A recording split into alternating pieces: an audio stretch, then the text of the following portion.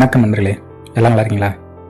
இப்போ நீங்கள் கற்பனை பண்ணி பாருங்கள், நம்மளோட ஒரு நாள் தேவைக்கு எவ்வளோ பணம் தேவைப்படுதோ அது எல்லாத்தையும் அவங்கவுங்க தேவைக்கு ஏற்ற மாதிரி நமக்காக ஒருத்தர் டெய்லி நம்ம அக்கௌண்ட்டில் போகிறேன்னு சொல்கிறாரு, அதுவும் நம்ம வாழ்நாள் முழுக்க தரேன்னு சொல்கிறாங்க அப்படின்னா கண்டிப்பாக நம்ம யாரும் அதை வேண்டான்னு சொல்ல மாட்டோம். அது மட்டும் இல்லாமல் டெய்லியும் வரக்கூடிய அந்த பணத்தை நம்ம எப்படி செலவு பண்ணணும், அதை வச்சு வேறு என்னெல்லாம் பண்ணலாம் அப்படின்னு ஒரு பெரிய பிளானே போட ஆரம்பிப்போம். ஆனால் இங்கே உண்மை என்னென்னா, நமக்கு அந்த பணத்தை விட விலை மதிப்பு இல்லாத ஒரு சில விஷயம் டெய்லி நம்மளோட ரியல் லைஃப்பில் நமக்கு கிடச்சிக்கிட்டே தான் இருக்குது. ஆனால் நம்ம யாருமே அதை யூஸ் பண்ணுறது இல்லை அப்படின்னா உங்களால் நம்ப முடியுதா? ஆமாங்க, அது என்னென்னா அதுதான் நமக்கான 24 மணி நேரம் அப்படிங்கிற மிகப்பெரிய பொக்கிஷம். பணத்தை நம்மளால் கண்டிப்பாக சம்பாதிக்க முடியும், ஆனால் நேரத்தை சம்பாதிக்கவே முடியாது. இப்போ டெய்லி நமக்கு 24 ஹவர்ஸ் ஃப்ரீயாக கிடைக்குது அப்படிங்கிறதுல எந்தவித மாற்று கருத்துமே கிடையாது. ஆனால் அதை நம்ம எல்லாரும் சரியாக தான் பயன்படுத்துகிறோமா அப்படின்னா அது ஒரு மிகப்பெரிய கேள்விக்குறி தான். பணம் அப்படிங்கிறது அவங்கவுங்க தேவைக்கு ஏற்ற மாதிரி மாறுபடக்கூடிய ஒன்றா இருந்தாலும் நேரம் அப்படிங்கிறது எப்பேற்பட்ட நபருக்கும் சமமான ஒன்று தான்.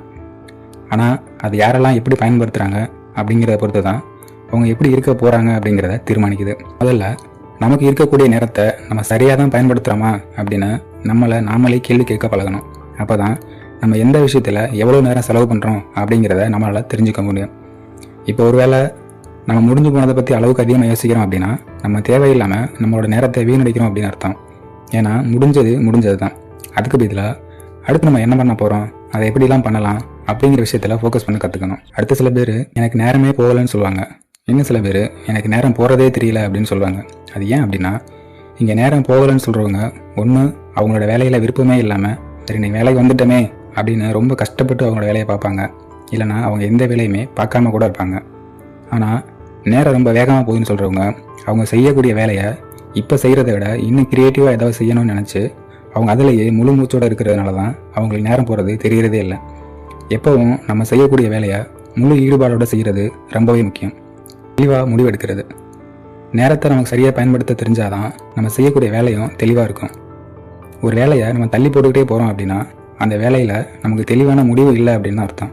அதனால் எந்த வேலையை எப்போ செய்யணும் அப்படிங்கிறத தெளிவாக நோட் பண்ண பழகணும்.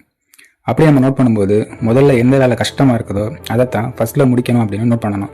அதை விட கொஞ்சம் கஷ்டமான வேலையை அதுக்கு அடுத்த லிஸ்ட்டில் வச்சுக்கலாம். ஏன்னா ரொம்ப கஷ்டமான வேலையை முதல்ல முடிச்சுட்டாவே நமக்கு பாதி டென்ஷன் குறைஞ்ச மாதிரி இருக்கும். அதுக்கப்புறம் மீதி இருக்கக்கூடிய வேலையை சீக்கிரமே முடிச்சிடும். இப்போது பார்க்கின்சன்ஸ் லா படி work expand to fill the time available for it's completion. அதாவது ஒரு வேலையை நம்ம எவ்வளோ நேரத்தில் முடிக்கணும்னு நினைக்கிறோமோ அதே நேரத்தில் தான் நம்மளால் முடிக்க முடியும் அப்படின்னு சொல்கிறாங்க. உதாரணமாக ஒரு வேலையை 10 நாளில் முடிக்க முடியும்னு நினச்சா 10 நாளில் முடிக்க முடியும்.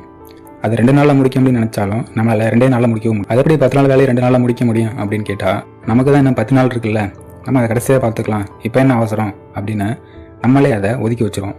அந்த நேரத்தில் அதுக்கு பதிலாக வேற ஒரு வேலையை பார்க்க ஆரம்பிப்போம். அதுக்கப்புறம் அதையும் விட்டுட்டு புதுசாக இன்னொரு வேலையை பார்ப்போம். இப்போ கடைசி நேரத்தில் அவசரமாக அந்த முதல் வேலையை செஞ்சு முடிப்போம். அதனால தான் 2 நாளில் முடிக்க வேண்டிய வேலையை 10 நாளில் முடிக்கிற மாதிரி இருக்குது. எப்போவும் ஒரு வேலையை எவ்வளோ நேரத்தில் முடிக்க முடியும் அப்படின்னு நமக்கு தெரியுதோ பிளான் பண்ண கையோட அதை முடிச்சுட்டு அடுத்த வேலைக்கு போகிறது தான் ரொம்பவே நல்லது.